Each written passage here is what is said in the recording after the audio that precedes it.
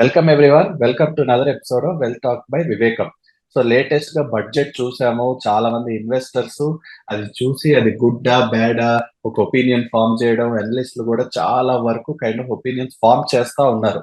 అంటే లేటెస్ట్ గా మనం చూసింది ఏంటి అంటే షార్ట్ టర్మ్ క్యాపిటల్ గెయిన్స్ ఏమో 15% ఉండేది కాస్త 20% చేయడం, అలాగే లాంగ్ టర్మ్ 10% ఉండేదేమో 12.5% కి పెంచడం.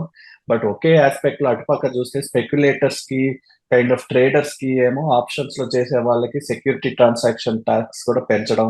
అంటే ఒకటేమో కొంచెం ఈ హైట్ అండ్ యాక్టివిటీ తగ్గించేందుకు కొంచెం ప్రయత్నించిన kind of department or government కొంచెం షార్ట్ టర్మ్ ఈ లాంగ్ టర్మ్ క్యాపిటల్ గెయిన్స్ వచ్చేసరికి కొంచెం సింప్లిఫై చేశారు. అంటే ఫైనాన్షియల్ నాన్ ఫైనాన్షియల్ అసెట్స్ అన్నిటిని కూడా కొద్ది గొప్ప కొన్ని బ్రాకెట్స్ లో తెచ్చేసి సింప్లిఫై చేసే ప్రయత్నంలోనే ఈ కైండ్ ఆఫ్ అప్రోచ్ తీసుకున్నారు.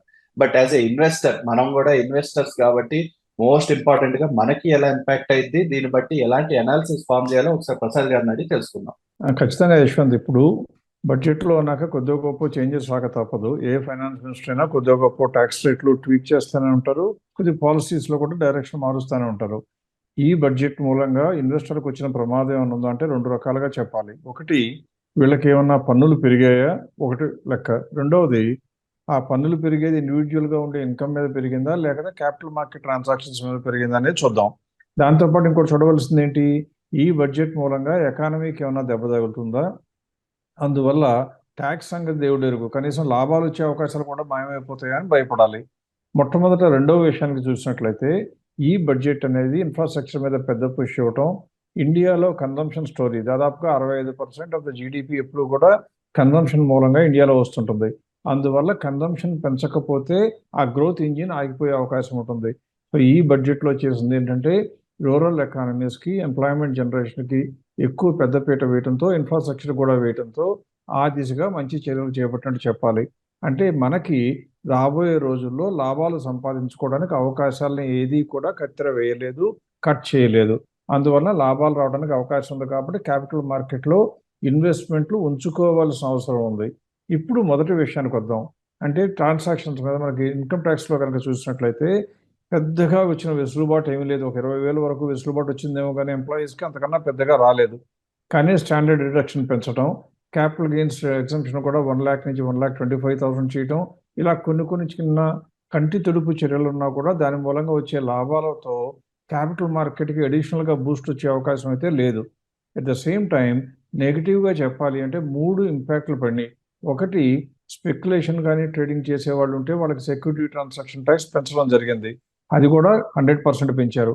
అంటే ఏమవుతుంది, ఎవరైతే స్పెక్యులేషన్ ట్రేడింగ్ చేస్తారో, అదృష్టవశాత్తు మన యొక్క వ్యూవర్స్లో ఎక్కువ మంది ఆ ట్రేడింగ్ వైపు లేరు అని నేను ప్రగాఢంగా నమ్ముతున్నాను. కాబట్టి మనలాంటి కమ్యూనిటీకి పెద్దగా ఇంపాక్ట్ ఉండదు. కానీ స్పెక్యులేషన్ చేసేవాళ్ళు, మొబైల్ ట్రేడింగ్ చేసే వాళ్ళకి కొద్దిగా దెబ్బ పడే అవకాశం ఉంది. ఆ డెరివేటివ్స్ మీదను, స్పెక్యులేటివ్ ట్రాన్సాక్షన్ మీద రేటు పెంచారు కాబట్టి. రెండవది, ఇంకోటి ఏం పని చేశారంటే లాంగ్ టర్మ్ క్యాపిటల్ గెయిన్స్ అయితే అంతకుముందు 10% ఉండేది, ఇప్పుడు దాన్ని 12.5% చేశారు. అలాగే ఇంకోటి ఏం చేశారు, షార్ట్ టర్మ్ క్యాపిటల్ గెయిన్స్ ట్యాక్స్ని 15% నుంచి 20% చేశారు. దీనితో వచ్చిన లాభం నష్టం ఎలా ఉంటుందంటే, చూడటానికి పర్సంటేజ్ వైజ్ చూస్తే కనుక 10% మీద 2.5% కలిపితే 25% పెంచారు అని చెప్తారు. అలాగే 15% ఉన్న షార్ట్ టర్మ్ క్యాపిటల్ గెయిన్స్ 20 చేశారు అంటే 33% పెంచారు అంటారు. ఇవి రెండు కూడా చూడటానికి కొద్దిగా భయం వేసేట్టున్నా కానీ దాని మూలంగా వచ్చే ఇంపాక్ట్ ఎంత అంటే, మీరు గమనించాల్సింది ఏంటి, లాంగ్ టర్మ్ క్యాపిటల్ గెయిన్స్లో కనుక ₹1,00,000 ఉండే లాభాన్ని 1,25,000 వరకు కూడా ఎగ్జంప్షన్ ఇచ్చారు అంటే అక్కడ 25% ఎగ్జంప్షన్ పెంచారు. కాబట్టి మీకు వచ్చే లాభాలు విపరీతంగా వస్తే, అంటే ఒకవేళ కనుక 10 లక్షలు 20 లక్షలు అనుకుందాం, 20 లక్షలు ఇన్వెస్ట్ చేస్తే మనకి 20% సంవత్సరానికి ప్రాఫిట్ వచ్చింది అనుకోండి. అంటే మనకు వచ్చిన లాభం ఎంత, 4 లక్షల రూపాయలు. ఆ 4 లక్షల్లో 1,25,000 తీసేస్తే మిగిలింది ఎంత, 2,75,000. ఆ 2,75,000 మీద మనకి ఇప్పుడే పర్సంటేజ్ ఎంత, ఇప్పుడు 12.5%. అంటే అంతకుముందు ఒకటి 27,500 బదులు ఇప్పుడు ఇంకొక 5,000 పెరుగుతుంది. కాబట్టి మీకు వచ్చిన నష్టం ఏమైనా ఉందా, పెద్దగా ఉండదు.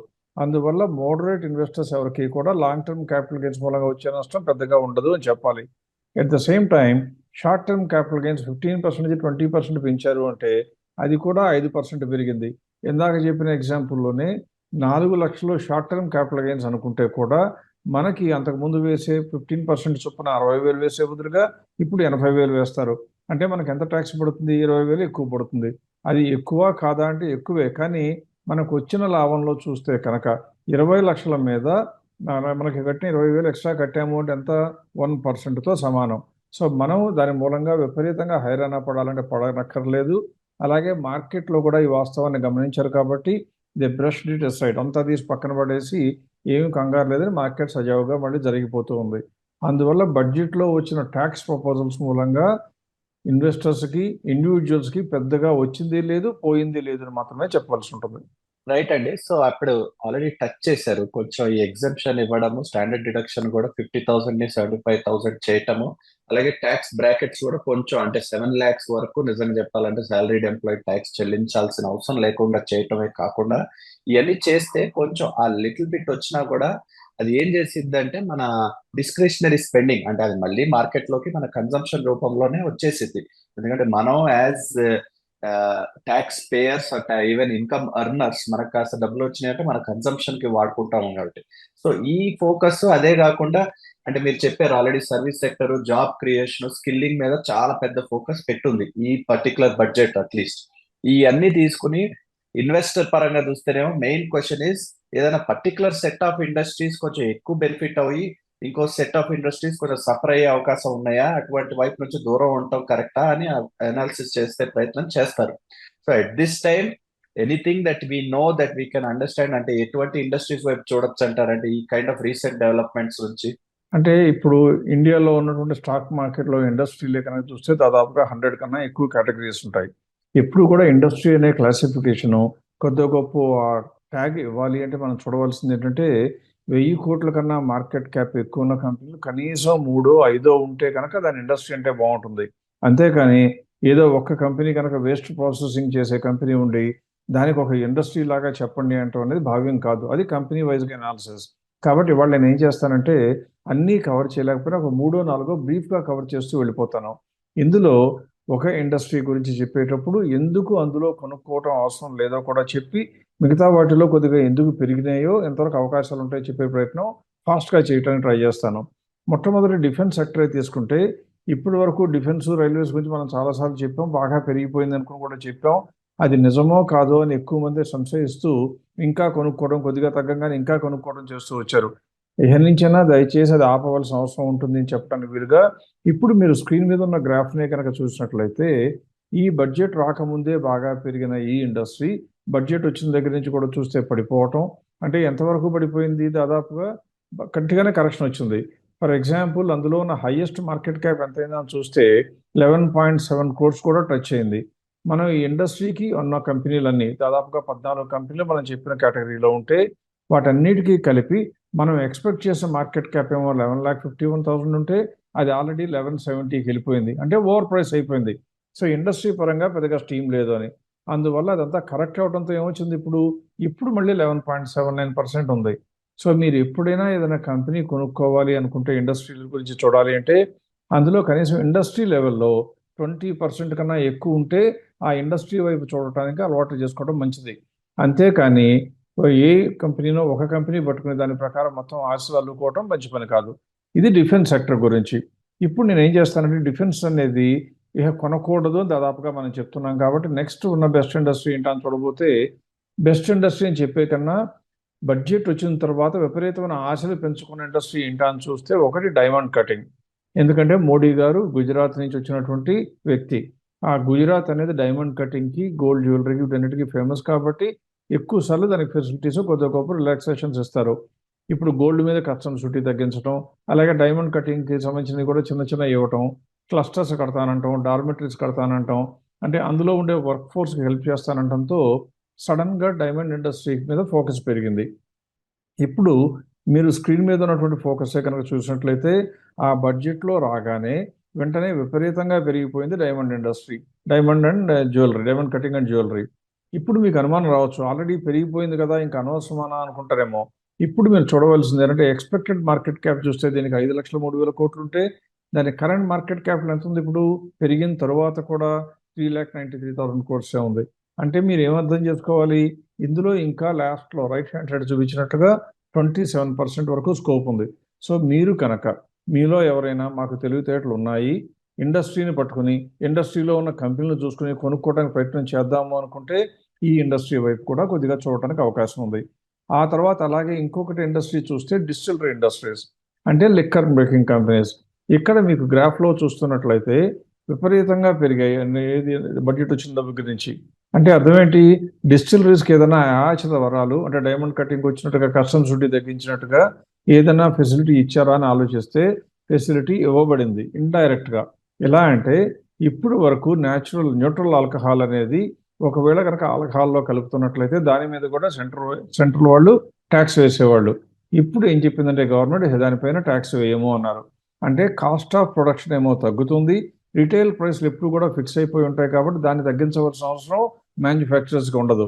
అందువలన వాళ్ళకు వచ్చే లాభాలు పెరుగుతాయి అనుకుని విపరీతంగా దాన్ని వెంటబడుతున్నారు. మరి ఇది వెంటబడటం మంచిదా కాదా అని చూడాలి అంటే మీరు స్క్రీన్ మీద ఉన్నటువంటి ఎక్స్పెక్టెడ్ మార్కెట్ క్యాప్ ఆఫ్ ఈ 7 కంపెనీలు కలిపి చూస్తే 1,60,000 కోట్లు అయితే ఆల్రెడీ ఇప్పుడు ఎంత ఉంది, 1,46,000 కోట్లు. అంటే గ్యాప్ ఎంత ఉంది, లెస్ దాన్ 10% ఉంది. సో ఇప్పుడు కూడా ఇంకా కొనుక్కోవచ్చా అంటే ఖచ్చితంగా మా ఉద్దేశం ప్రకారం ఈ ఇండస్ట్రీ కూడా సూటబుల్గా లేదు. మంచి ఇండస్ట్రీనే బెనిఫిట్ వచ్చింది కానీ సూటబుల్గా లేదు అని చెప్పాల్సి వస్తుంది. ఆ తర్వాత మనం ఫుడ్ ప్రాసెసింగ్ కూడా చూద్దాం. ఈ ఫుడ్ ప్రాసెసింగ్లో చాలా బెనిఫిట్లు వచ్చాయి. ఎందుకంటే ఒకటి ఎంప్లాయ్మెంట్ జనరేట్ చేయటం, రెండవది అగ్రికల్చర్ సెక్టర్కి, స్టోరేజ్కి, లాజిస్టిక్స్కి పెద్దపీట వేయడంతో జరిగేది ఏంటంటే ఫుడ్ ప్రొడక్ట్స్ ఇండియా అంతా జరుగుతాయి కాబట్టి ఫుడ్ ప్రాసెసింగ్ ఇండస్ట్రీలో ఉండే వాళ్ళకి సోర్సింగ్ తేలిక, స్టాకింగ్ తేలిక, అంటే గోడౌన్లో పెట్టడం లేదా కోల్డ్ స్టోరేజ్లో పెట్టడం తేలిక, ప్రాసెసింగ్కి కాస్ట్ ఆఫ్ ప్రొడక్షన్ కూడా తగ్గే అవకాశం ఉంటుంది. ఇందువల్ల ఫుడ్ ప్రాసెసింగ్ ఇండస్ట్రీలో మంచి స్కోప్ ఉందని, అది కూడా మీరు రైట్ హ్యాండ్ సైడ్ ఉన్న గ్రాఫ్లో చూస్తే 3 గ్రీన్ బార్లు పడి పెరిగిపోయినట్టుగా కనపడింది. మరి ఇప్పుడు ఈ ఇండస్ట్రీలో ఇంకా స్కోప్ ఉందా లేదా అని చూస్తే ఇప్పుడు ఉన్నటువంటి 12 కంపెనీలు కలిపి అందులో ఉన్న టోటల్ మార్కెట్ క్యాప్ మనం చూస్తే 2,93,000 కోట్స్ ఉంటే మన లెక్క ప్రకారం అంచనా వేసింది ఎంత ఉంది, 3,52,000. ఇక్కడ మీరు ఒకటి గమనించాలి, ఈ మార్కెట్ క్యాప్ అనేది ఎక్స్పెక్టెడ్ మార్కెట్ క్యాప్ చెప్పేటప్పుడు మనకి ఈ ఇండస్ట్రీలో ఉన్న కొన్ని కంపెనీలు రిజల్ట్స్ అనౌన్స్ చేసి ఉండొచ్చు, ఎన్నో కంపెనీలు ఇంకా రిజల్ట్స్ అనౌన్స్ చేయకపోయి ఉండొచ్చు. అనౌన్స్ చేయని వాటికేమో మార్చ్ రిజల్ట్స్ ఆధారంగా ఎక్స్పెక్టెడ్ మార్కెట్ క్యాప్, అనౌన్స్ చేసిన వాటికేమో చేసిన రిజల్ట్స్ ఆధారంగా ఎక్స్పెక్టెడ్ మార్కెట్ క్యాప్. మొత్తం కలిపి ఈ రోజు వరకు ఉన్న సమగ్ర సమాచారాన్ని క్రోడీకరించి దాని ప్రకారం చెప్పే ఎక్స్పెక్టెడ్ మార్కెట్ క్యాప్. ఇది సబ్జెక్ట్ టు చేంజ్. ఒకవేళ కనుక రిజల్ట్స్ జూన్లో వచ్చి బాగా పెరిగి రిజల్ట్స్ ఎక్కువ వస్తే కొద్దిగా పెరగచ్చు, రిజల్ట్స్ బాగాలేకపోతే కొద్దిగా తగ్గచ్చు. ఏ రోజైనా మీకు ప్రోగ్రామ్ చేసేటప్పుడు ఒక రోజే చేయడానికి సాధ్యపడుతుంది కాబట్టి ఈ రోజున అంటే జూలై 26న 11:30కి మనం ప్రోగ్రామ్ చేస్తూ వీడియో రికార్డ్ చేస్తున్నాం కాబట్టి అప్పటి వరకు ఉన్న పొజిషన్స్ మాత్రమే మనం చెప్పడానికి అవకాశం ఉంటుంది. ఆ తర్వాత ఈ ఇండస్ట్రీలన్నీ అయిపోయిన తర్వాత ఈ వారం ఇండస్ట్రీల కన్నా కూడా స్టాక్ స్పెసిఫిక్ పెద్ద పెద్ద కంపెనీలు రిజల్ట్స్ డిక్లేర్ చేశాయి కాబట్టి బహుశా మన టెన్షన్ని ఇండస్ట్రీ పరంగా వదిలేసి స్టాక్ పరంగా చూసుకుంటే మంచిదేమో. రైట్ అండి, ఎగ్జాక్ట్ గా చెప్పారు. అంటే చాలా బిగ్ హెవీ వెయిట్స్ వచ్చి రిజల్ట్స్ డిక్లేర్ చేశారు. అండ్ మనం ఫస్ట్ 2 వీక్స్ కూడా అదే ట్రెండ్ కంటిన్యూ చేస్తూ ఈ పెద్ద కంపెనీలు రిజల్ట్స్ వైపు అనాలిసిస్ చేసే ప్రయత్నం చేద్దాం. So first and foremost the biggest behemoth అనే చెప్పాలి, రిలయన్స్ ఇండస్ట్రీస్ రిజల్ట్స్ కూడా డిక్లేర్ చేశారు పోయిన వారం. అంటే అరౌండ్ ఫ్రైడే సాటర్డేనే రిజల్ట్స్ డిక్లేర్ చేశారు. రిజల్ట్స్ చూస్తే అంటే దీని గురించి ఓవర్వెల్మ్ అయిపోయి overwhelmingly positive, overwhelmingly negative stage ఎప్పుడో దాటేసిన కంపెనీ. అండ్ రీసెంట్ గా ఆల్మోస్ట్ ఆల్ హెడ్ లైన్స్ అంతా రిలయన్స్, అంబానీ ఫ్యామిలీ. సో ఈ రిజల్ట్స్ ఫోకస్ ని స్పెసిఫిక్ గా తీసుకుని results are still continuing to be strong. అంటే ఆయిల్ టు కెమికల్ లో ఇంకా వేరే బిజినెస్ కూడా బాగానే ఉంటే రీటైల్ లో కొంచెం సఫర్ అయినట్టుగా రిజల్ట్స్ చూసినట్టు కైండ్ ఆఫ్ అనలిస్ట్ చెప్తున్నారు. సో ఈ రిజల్ట్స్ నెంబర్స్ చూసి కంటిన్యూయింగ్ ట్రెండ్, ఓవరాల్ గా ట్రైలింగ్ 12 మంత్ కంటిన్యూ అయ్యే సిచ్యువేషన్ లో ఇంకా రిలయన్స్ వైపు చూడొచ్చు అంటారా? ఎప్పుడు కూడా రిలయన్స్ అనే కంపెనీలో కలిపి ఉన్న బిజినెస్లు 3, 4 ఉంటే ఎనలిస్టులకి కొద్దిగా గొప్ప టైం ఉంటుంది కాబట్టి వారు ఏదో ఒకటి ఇన్ఫర్మేషన్ మాట్లాడాలి కాబట్టి వాళ్ళు చెప్పేది ఏంటంటే రీటైల్ బాగాలేదు, లేకపోతే ఆయిల్ బాగాలేదు, లేకపోతే ఇంకొకటి బాగాలేదు అని చెప్తా ఉంటారు. అలా జియో అని, రీటైల్ అని, ఆయిల్ అని చెప్పే బదులుగా మనం చూడవలసింది ఏంటంటే అదృష్టవశాత్తు కంపెనీ పరంగా అన్నీ కలిపితేనే ఒక టోటల్ ఇంపాక్ట్ ఉంటుంది, టోటల్ వాల్యూ తెలుస్తుంది. కాబట్టి అన్నీ కలిపి చూస్తే రిలయన్స్ రిజల్ట్స్ బాగున్నాయా లేవా అని చూస్తే ప్రస్తుతం బాగాలేవు అనలేకుండా బాగున్నాయి అని ఎగిరిపు గంతు వేయకుండా ఆ మధ్యస్థంగా ఉంది. ఎందుకు అంటే దీని యొక్క ప్రాఫిట్ మార్జిన్ కొద్దిగా తగ్గింది. ఒకప్పుడు దాదాపుగా 10% కన్నా పైన ఉన్న మార్జిన్ చాలా పెద్ద కంపెనీ కాబట్టి నువ్వు చెప్పినట్లుగా మార్జిన్స్ అంత హైలో ఎప్పుడు మెయింటైన్ చేయడం కష్టం. ఎందువల్లంటే ఆయిల్ అనేది ఇంటర్నేషనల్గా మార్కెట్, టెలికాంలో కాంపిటీషన్ ఉంటుంది, రీటైల్లోనేమో ఇంకా ఇప్పుడే వేళ్ళు అనుకుంటుంది. కాబట్టి ఇవన్నీ కలిపినటువంటి ఈ బిజినెస్ల యొక్క పెద్ద కంపెనీకి ఒక్కసారి ప్రాఫిట్ మార్జిన్ పెంచుకోవడం కష్టం, నిలబెట్టుకుంటే చాలు. ఆ దిశగా ఆలోచిస్తే లాస్ట్ టైం అంటే 2024 మార్చిలో వచ్చిన రిజల్ట్స్ చూస్తేనేమో 8.76% మార్జిన్ ఉంటే దాని యొక్క టోటల్ ప్రాఫిట్ ఎంత ఉంది? 78,920 crores ఉండింది లాస్ట్ క్వార్టర్లో. అది అంతకు ముందుతో పోలిస్తేనే తక్కువ. 79,000తో పోలిస్తే 78,920కి వచ్చింది, కొద్దిగా తగ్గి. ఈసారి ఇంకా బాగానే తగ్గి 78,110 crores. అంటే ప్రాఫిట్ తగ్గింది, అది కూడా సేల్స్ పెరిగితే కూడా. అందువల్ల మార్జిన్ ఆటోమేటిక్గా ఇంపాక్ట్ అవుతుంది. ఎంత ఇంపాక్ట్ అయింది? యూజువల్గా మనం ఎప్పుడూ కూడా ఆ మార్జిన్లో వచ్చే కాంప్రమైజ్ 10% కన్నా ఎక్కువ ఉంటే, అంటే ఇంతకు ముందున్న దానిలో 10% కన్నా ఎక్కువ ఉంటే అప్పుడు మనం గ్రోత్ అని చెప్పడం ఆపివేస్తాం. ఇక్కడ 8.76% ఉన్న మార్జిన్ 8.44, అంటే ఎంత తగ్గింది? 0.3%. అంటే దాదాపుగా ఓన్లీ 4% తగ్గింది. కాబట్టి ఇంకా గ్రోత్లోనే కంటిన్యూ అవుతున్నట్టుగా చెప్తూ దీన్ని గ్రోత్ అని చెప్పడం జరిగింది. ఇవాళ రోజునున్న మార్కెట్లో 3,009 రూపీస్ ఉంటే మన యొక్క మోడల్ ప్రకారం ఫెయిర్ ప్రైస్ ఎంత వచ్చింది? 4,102 రూపీస్. అందువల్ల గ్యాప్ ఎంత ఉంది? Scope to grow 36.3. సో ఎవరైనా కనుక నాకు అన్ని కంపెనీల గురించి ఇంత సమగ్రమైనటువంటి విశ్లేషణ నాకు అంతగా అర్థం కాదు, ఈ కంపెనీ కొనుక్కోవడానికి వీలుంటుందా లేదా, నేను పోర్ట్ఫోలియో డైవర్సిఫికేషన్ కూడా చూడను, అంటే అన్ని జాగ్రత్తలు పక్కన పెట్టి ఈ కంపెనీ కొనుక్కోవచ్చా లేదా అని అడిగేవాళ్ళు ఉంటే ఖచ్చితంగా కొనుక్కోవచ్చు. పెద్ద కంపెనీ డిసప్పీర్ అయ్యే అవకాశం లేదు. ఎన్నో రోజుల నుంచి ఉన్న కంపెనీ, ఇండస్ట్రీ లీడర్, కంట్రీలో కూడా ఎకనామిక్గా చూస్తే అన్నిట్లో ఇండస్ట్రీలో కూడా పెద్ద కంపెనీ. కాబట్టి ఇది కొనుక్కోవడానికి అవకాశం ఉంటుంది. ఇలా షార్ట్ రన్లోనే తప్పితే లాంగ్ రన్లో కాదు. అంటే 5 ఏళ్ళు 10 ఏళ్ళు ఉంచుకునే సీన్ అంతా అయిపోయింది ఈ కంపెనీలో. ఎందువల్లనంటే ఈ కంపెనీ యొక్క PE రేషియో చూస్తే 2.1, అంటే 1 కన్నా చాలా ఎక్కువ ఉంది. కాబట్టి ఆ గ్రోత్ పొటెన్షియల్ అంతా క్యాప్చర్ అయిపోయిన కంపెనీ ఇక నుంచి పెద్ద ఓడలాగా వెళ్తుందే తప్పితే స్టీమ్ షిప్ లాగానో లేకపోతే మోటరైజ్ బోట్ లాగా స్పీడ్గా వెళ్ళే అవకాశం అయితే ఉండదు. So by for maximum 1 year 2 year term వరకు ఉంచుకుంటానికైతేనే కొనుక్కోవచ్చు. రైట్ అండి. నెక్స్ట్ లారస్ ల్యాబ్స్ వైపు చూద్దాం. అంటే తెలుగు వాళ్ళకి one of the favourite companies, especially Covid అప్పుడు చాలా కోవిడ్ ప్రీ కోవిడ్ లెవెల్స్ లో చాలా మంది ఇన్వెస్టర్స్ ఇన్వెస్ట్ చేసిన కంపెనీ. లేటెస్ట్ గా రిజల్ట్స్ చూస్తేనేమో అంటే డెఫినెట్ గా ఆ హైట్స్ నుంచి చాలా పడింది అనేది వాస్తవమే. అంటే ఒకప్పుడు 200-300 crores ఉండే ప్రాఫిట్స్ ఇప్పుడు లేటెస్ట్ రిజల్ట్స్ చూస్తేనేమో అరౌండ్ 12-13, అంటే big drop in terms of numbers. అదే ఇండిపెండెంట్ గా స్టాండ్ అలోన్ గా ఈ క్వార్టరే కాకుండా మనం చూసే ట్రైలింగ్ 12 months చూసినప్పుడు కూడా అంటే మనకు అనుకునే ట్రెండ్ కి భిన్నంగా ఆపోజిట్ డైరెక్షన్ లోనే అన్ని కిందకి వెళ్తా ఉన్నాయి. అయినా కూడా మన తెలుగు వాళ్ళ కంపెనీ ఫార్మాస్యూటికల్స్, డిఫెన్సివ్, ప్రాస్పెక్ట్స్ అని చాలా చెప్తా ఉంటారు. ఈ అన్ని నెంబర్స్ చూసి కూడా మనం ఎటువంటి కైండ్ ఆఫ్ ఒపీనియన్ ఫామ్ చేసుకోవాలి? ఎప్పుడూ కూడా ఒకటే గమనించాలి, ఈ కంపెనీలన్నీ కూడా ఏంటంటే మూవింగ్ ఎకనామిక్ వాల్యూ అని చెప్పొచ్చు. These are all units of moving economic value. ఈ కంపెనీలో బిజినెస్ బాగుంటే ఎకనామిక్ ప్రాస్పెక్ట్స్ బాగుంటాయి, కంపెనీలో వర్కింగ్స్ బాగాలేకపోతే ఎకనామిక్ ప్రాస్పెక్ట్స్ బాగుండవు అని ఒప్పుకోవాలి. అంతేగాని నిజాన్ని ఒప్పుకోవడానికి జంకుతూ లేదా మనమే మోసం చేసుకోవాలని ప్రయత్నం చేస్తే ఇటువంటి కంపెనీలో ఇన్వెస్ట్మెంట్ చేయాలి. ఒకవేళ ఇన్వెస్ట్మెంట్ చేస్తుంటే గుడ్డి ఆశలతో ఇంకా ఇంకా ఆశపడుతూ ఉంటాను, అంటే ఇంకో 2 ఏళ్ల తర్వాత బ్రహ్మాండంగా ఉంటుందంట, 3 ఏళ్ల తర్వాత బ్రహ్మాండంగా ఉంటుందని ఆశపడే వాళ్ళు ఉంచుకోవాల్సిందే తప్పితే ఈ కంపెనీ ఉంచుకోవటానికి కనీసం ఒక్క రీజన్ కూడా నాకైతే కనపడటం లేదు. అంటే కొద్దిగా కటువుగా చెప్పినా ఎక్కువ మంది కోపం రావచ్చు, మా అందరి దగ్గర ఉన్న షేర్ల గురించి తక్కువగా మాట్లాడతారా అని. మిమ్మల్ని ఒప్పించడానికి ప్రయత్నించడం తప్పు, మీకు నిజం చెప్పటం, దీనిలో మీకు లాభం వచ్చే అవకాశం ఉందా లేదా చెప్పడం వరకే మా ధర్మం తప్పితే మీ సెంటిమెంట్ని దెబ్బతీయటమో మీ ఎమోషన్ దెబ్బతీయటమో మా ఉద్దేశం కాదు. ఇది ఎందుకు బ్యాడ్ అని చెప్తున్నాను అంటే 2022లో ఎండైన ట్రైలింగ్ 12 monthsలో 6,000 కోట్లు ఉన్న టర్న్ ఓవర్ ఇప్పుడు 5,000 కోట్లకు వచ్చింది. అంటే 1,000 కోట్లు పడిపోయింది. దాదాపుగా అప్పుడుతో పోలిస్తే 16% 17% సేల్స్ తగ్గిపోతే అప్పుడులో ఉన్న ప్రాఫిట్ చూస్తేనేమో దాదాపుగా 920 crores ఉంటే ఇప్పుడు లేటెస్ట్గా ప్రాఫిట్ ఎంత వచ్చింది? 152 కోట్లు. అక్కడ 16% పడిపోతే ఇక్కడ మీకు మిగిలింది ఎంత అంటే దాదాపుగా 16-17% మిగిలి 70-80% ప్రాఫిట్ ఎగిరిపోయింది. ఈ కంపెనీలో మనం ఎన్నోసార్లు చెప్తూ వస్తున్నాం గడిచిన 3-4 క్వార్టర్లుగా కూడా. అయినా కూడా ఇంకా ఉంచుకుంటాను, రేపు బాగుంటుందా ఎల్లుండి బాగుంటుందా అని అడిగితే మాకు అంత ముందు చూపు లేదు. అంత ఆశావహ దృక్పథం ఈ కంపెనీ మీద ఉంచుకోవడానికి అవకాశమే కనపడటం లేదు.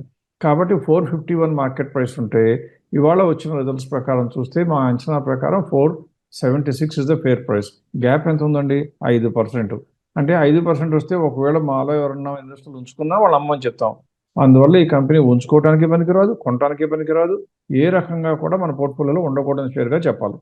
రైట్ అండి. నెక్స్ట్ హిందుస్థాన్ యూనిలీవర్ వైపు చూద్దాం. అగైన్ బిగ్ బిహిమత్తే. అంటే మనం ఇందాక చెప్పినట్లుగా డిస్క్రిషనరీ స్పెండింగ్ కొంచెం పెరిగితే ఈ ఎఫ్ఎంసీజీ కన్స్యూమర్ గుడ్స్ వైపు యూజువల్ గా చాలా మంది స్పెండ్ చేసి వాళ్ళ ప్రాస్పెక్ట్స్ ఇంప్రూవ్ అవుతాయని అనుకుంటా ఉంటారు. లేటెస్ట్ క్వార్టర్ చూసినా కూడా very strong in terms of sales and profits and margins. And trailing 12 months చూసినా కూడా ఎవ్రీథింగ్ ఇస్ అట్లీస్ట్ ఇలా ఈ పైకి వెళ్ళే ట్రెండ్ కాకపోయినా at least moderation on those heights. అంటే గ్లోబల్ గా కొంచెం స్లో డౌన్ వచ్చి ఓవరాల్ గా ఈ ఎలక్షన్ టైంలో సమ్మర్ అప్పుడు కొంచెం స్పెండింగ్ తగ్గింది అని చూసినా కూడా still it is able to keep up pace. So ఇటువంటి జంక్షన్ లో ఇంకా ఉంచుకోవచ్చు అంటారా హిందుస్థాన్ యూనిలీవర్? హిందుస్థాన్ యూనిలీవర్ గురించి కంపెనీలో ఉన్న నెంబర్ల గురించి మాట్లాడబోయే ముందు ఒక విషయం కరెక్ట్గా చెప్పాలి. ఇది మల్టీనేషనల్ కంపెనీ. ఎట్టి పరిస్థితుల్లో కార్పొరేట్ గవర్నెన్స్లో హైయెస్ట్ పాసిబుల్ స్టాండర్డ్స్ ఉంటాయి. పైగా ఈ కంపెనీకి ఉన్న క్రెడిట్ రికార్డ్ మూలంగా ఈ కంపెనీకి సప్లై చేసే సప్లైర్స్ అందరూ కూడా 3 నెలలు 6 నెలలు క్రెడిట్తో ఇస్తారు. అంటే నిజానికి ఈ కంపెనీ తన డబ్బులతో వ్యాపారం చేయవలసిన అవసరం ఏమాత్రం లేకుండా తన పేరు ప్రతిష్టలతో ఏ వస్తువునైనా క్రెడిట్లో కొనుక్కోగలదు, స్టాక్ చేయగలదు. అమ్మిన తర్వాత క్యాష్ వచ్చిన తర్వాత కూడా 2-3 నెలలు తిని ఆ తర్వాత సప్లయర్లు కూడా ఇవ్వగలదు. అంత ప్రీమియం ఉన్నటువంటి కంపెనీ కాబట్టి మార్కెట్లో వాల్యుయేషన్స్ ఎక్కువ ఉంటాయి. కానీ ఇక్కడ మనం గమనించాల్సింది ఏంటంటే ఈ కంపెనీ మెయిన్గా డీల్ చేసేది ఫాస్ట్ మూవింగ్ కన్జ్యూమర్ గూడ్స్. ఇప్పుడు యశ్వంత్ చెప్పినట్లుగానే ఈ ఫాస్ట్ మూవింగ్ కన్జ్యూమర్ గూడ్స్ గురించి ఒక స్టాటిస్టిక్స్ చెప్పాలి. ప్రస్తుతం ఇండియాలో ఉన్నటువంటి బిలో ద పోవర్టీ లెవెల్స్ ఎట్లాగూ కొనుక్కోవడానికి అవకాశం లేక కొద్దిగా ఇబ్బంది పడుతున్నారని, అలాగే middle income group, lower income గ్రూపులు కూడా చాలా ఇబ్బందుల్లో ఉన్నారని, అందువల్ల రూరల్ కన్జంప్షన్ అంటే అగ్రికల్చర్ దెబ్బతింటంతో రూరల్ కన్జంప్షన్ లేదని, చిన్న ఇన్కమ్ గ్రూప్లో వాళ్ళకి కూడా లేదని చెప్పడంతో ఈ కంపెనీలకి ఫాస్ట్ మూవింగ్ కన్జ్యూమర్ గూడ్స్కి ఎంత ధనవంతుడైనా ఎంత తినే పూర్ మనిషి తింటే ఎంత తినలేరు ధనవంతులు. అందరూ తిని కొద్దో గొప్ప సామాన్యంగా ఒక యావరేజ్ వాల్యూనే ఉంటుంది, యావరేజ్ అమౌంటే ఉంటుంది. అందువల్ల ఎప్పుడైతే వాళ్ళ యొక్క బయింగ్ పవర్ పెరుగుతుందో అప్పుడు డిమాండ్ పెరుగుతుంది. ఒక స్టాటిస్టిక్స్ ప్రకారం ఏం చెప్పచ్చు అంటే ఎప్పుడు కూడా ప్రస్తుతం ఇండియాలో ఉన్న కన్జంప్షన్ చూస్తే 4% ఉంది ఫాస్ట్ మూవింగ్ కన్జ్యూమర్ గూడ్స్లో. అది కనుక అక్కడే కనుక ఉన్నట్లయితే అంటే ప్రస్తుతం బడ్జెట్లో చేసిన చర్యలు చేపట్టకుండా ఉంటే ఈ ఫాస్ట్ మూవింగ్ కన్జ్యూమర్ గూడ్స్ యొక్క గ్రోత్ మ్యాక్సిమం 4.4% నుంచి 4.8% కన్నా ఉండేది కాదు అని ఒక స్టాటిస్టిక్స్ వచ్చాయి. కానీ ఒకవేళ కనుక రూరల్ కన్జంప్షను, అగ్రికల్చర్ పూరు, అర్బన్ పూరు వీళ్ళకి కనుక కొద్దిగా వెసులుబాటు ఇచ్చి లైఫ్ స్టైల్లో ఇంప్రూవ్మెంట్ తీసుకొస్తే అది డైరెక్ట్గా 4.4 నుంచి 8% పెరిగిపోతుంది. అంటే మీరు ఒక్కసారి ఆలోచించండి, కన్జంప్షన్ లెవెల్ 4.4 4.5 నుంచి 8% వరకు పెరుగుతుంది వీళ్ళ లైఫ్లో కొద్దిగా బెటర్మెంట్ వస్తే. అంటే దాని ప్రకారం హిందుస్థాన్ లీవర్కి ఎంత ఛాన్స్ ఉంది? 4.5% లేదా 5% అనుకున్నా ఏకంగా 8% కన్సంప్షన్ పెరిగింది అంటే 60% టాప్ లైన్లో వాల్యూమ్ సేల్స్ పెరిగే అవకాశం ఉంది. అందువల్ల ఈ fast moving consumer goods definitely is the strong favourite. ఇప్పుడు అంకెల్లోకి వద్దాం ఒకసారి. అంకెల్లో కనుక చూసినట్లయితే ఇప్పుడు యశ్వంత్ చెప్పినట్లుగా ఎప్పుడు 17% మార్జిన్లో ఉండే కంపెనీ ఈ స్ట్రెస్ మూలంగా కొద్దిగా తగ్గి 16.89%కి వచ్చింది. అది ఏమాత్రం నెగిటివ్ కాదు, ఈ కంపెనీ గ్రోత్లోనే ఉంది. ఈ ఫ్యాక్టర్స్ అన్ని కన్సిడర్ చేసి టాప్ అప్సైడ్ చాలా గ్రేట్గా ఉంది కాబట్టి ఈ ఫెయిర్ వాల్యూ ఎంతగా వచ్చింది మనకి? 3,820. ఇప్పుడున్న మార్కెట్ రేట్ ఎంత? కేవలం 2,696.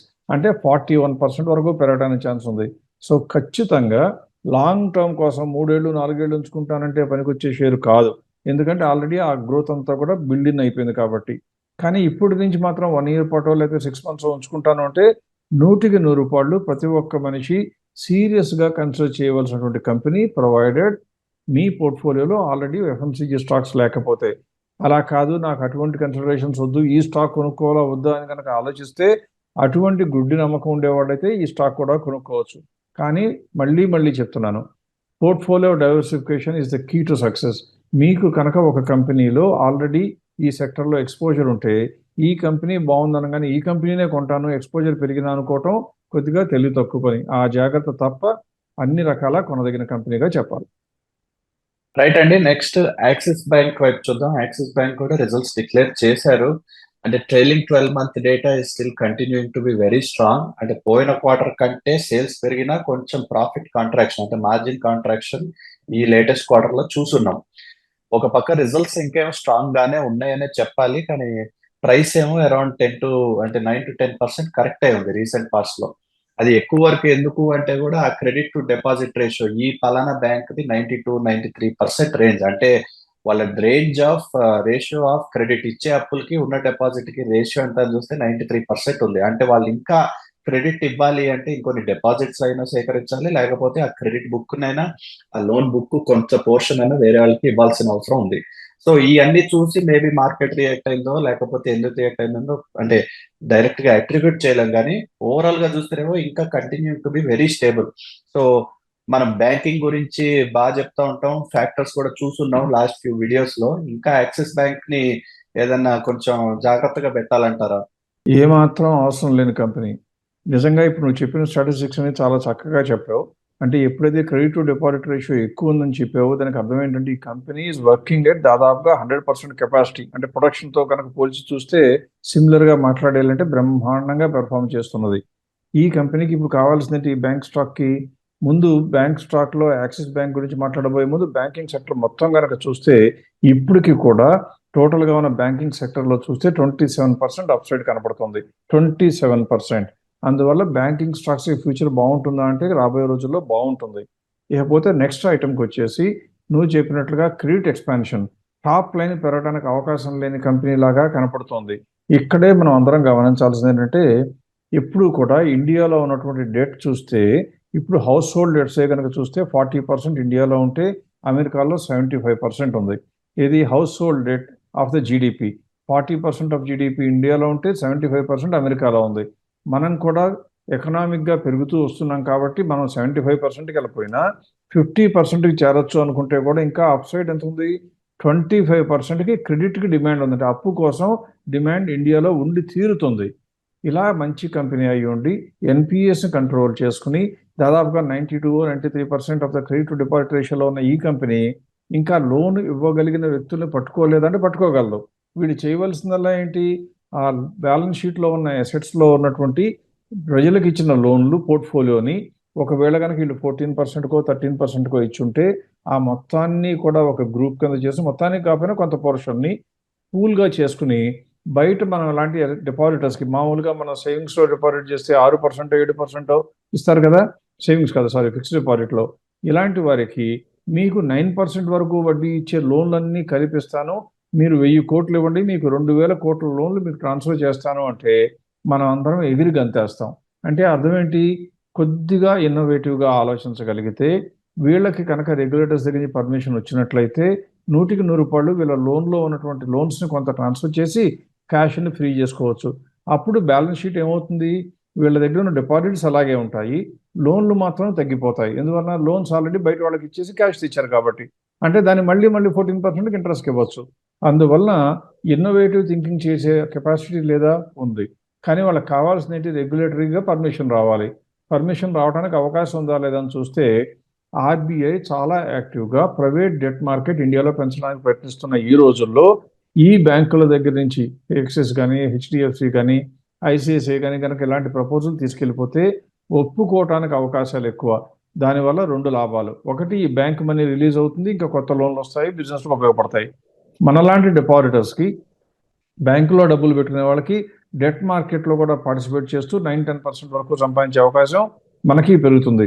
సో 2 రకాల లాభం ఉంటుంది. కాబట్టి నా అంచనా ప్రకారం ఇవాళ కాకపోతే రేపు, 3 నెలలు కాకపోతే 6 నెలలు, 6 నెలలు కాకపోతే సంవత్సరంలోనైనా ఆ చర్యలు ఉపక్రమించక తప్పదు. ఆ చర్యలకు ఉపక్రమించినప్పుడు ఆల్ రౌండ్ బెనిఫిట్ కూడా అందరికీ వస్తుంది. So this is according to me a good company for any one to buy. ఎందువల్ల అంటే యాక్సిస్ బ్యాంక్ యొక్క ప్రస్తుతం మార్కెట్ రేట్ చూస్తే 1168 అలా ఉంటే పెద్దగా పెరగడానికి కష్టపడుతుంది. ఇప్పుడు చెప్పిన లిమిటేషన్ మూలంగా టాప్ లైన్ పెంచుకోలేదు కాబట్టి. కానీ దాని యొక్క ప్రాఫిట్ కానివ్వండి అన్నీ కూడా దాదాపుగా హిస్టారికల్లీ హై, ఎప్పుడు జీవితంలో చూడనంత హైలో ఉన్న ఈ రోజుల్లో ఇటువంటి ఇన్నోవేటివ్ థింకింగ్ వస్తే బాగుంటుందనే ఉద్దేశంతో దీని యొక్క ఫేర్ ప్రైస్ ఎంత వచ్చింది? 1628. అంటే గ్యాప్ ఎంత ఉంది? 39%. అందువల్ల ఖచ్చితంగా కొనుక్కోవడానికి అనువుగా ఉన్న కంపెనీ. ఈ ఒక్క కంపెనీ వాళ్ళ కవర్ చేస్తున్న వాటిల్లో లాంగ్ టర్మ్ కూడా కొనుక్కోగలిగిన కంపెనీ. ఎందువల్ల దీని యొక్క పిఈజీ రేషియో కేవలం 0.31, చాలా తక్కువ ఉంది, 1%, 1 కన్నా కూడా తక్కువ. అందువల్ల లాంగ్ టర్మ్కి కొనుక్కోవచ్చు, షార్ట్ టర్మ్కి కొనుక్కోవచ్చు. ఇందులో ఉన్న ఒకే ఒక్క డేంజర్ సిగ్నల్ ఏంటి అంటే రెగ్యులేటర్స్ కనుక పర్మిషన్ ఇవ్వకపోతే లోన్లు నువ్వు అలా చేయడానికి కూడా ఒప్పుకోను అంటే, కానీ అది సాధ్యమయ్యే పరిస్థితి దాదాపుగా ఉండదు. ఇన్నోవేటివ్ థింకింగ్ అందరికీ వచ్చిన ఫెసిలిటీ ఒక్క బ్యాంక్ ఇవ్వనని చెప్పడానికి అవకాశం ఉండదు. కావాల్సిందల్లా ఈ బ్యాంకు కూడా ఆ చర్యలకు ఉపక్రమించడమే. అందువల్ల this is a good for short term as well as long term. Right అండి. విత్ దట్ ఈ వీడియో ఈ వారం కంక్లూడ్ చేద్దాం. వచ్చే వారం మరికొన్ని కంపెనీస్ రిజల్ట్స్ ఫోకస్ గా తీసుకొని ప్రజెంట్ చేసే ప్రయత్నం చేస్తాం. So definitely keep tune and keep watching. Thank you.